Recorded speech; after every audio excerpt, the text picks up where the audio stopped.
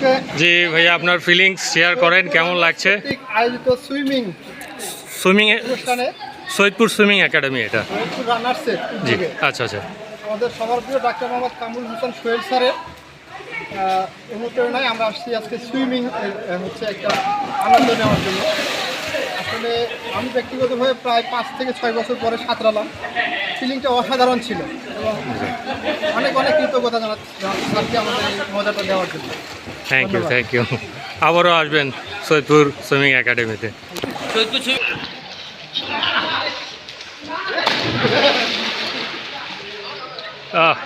চমৎকার চমৎকার।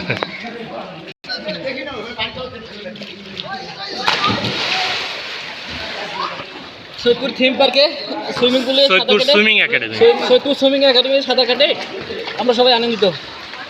ধন্যবাদ, আবার আমরা আসবো নেক্সটে। ওয়েলকাম। তো আজকে আমরা সৈয়দপুর রানার্সের সকল সদস্য আমরা এখানে সৈয়দপুর থিম পার্কে সুইমিং করতে আসছি।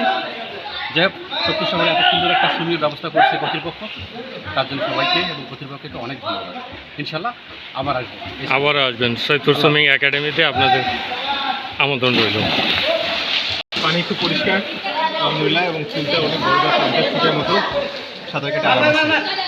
আর সাঁতার জানি কিন্তু এখন মোটামুটি শিখতেছি এবং সৈয়দপুরে এটা বেস্ট, একটা ভালো জায়গা। আমি আগেও কিছুদের এখানে আসছিলাম, যখন পুরোটাই ছিল, এখন এটা আসতে খুব ভালো লাগলো, দেখে যে অন্তত সাঁতারের জায়গাটা আছে।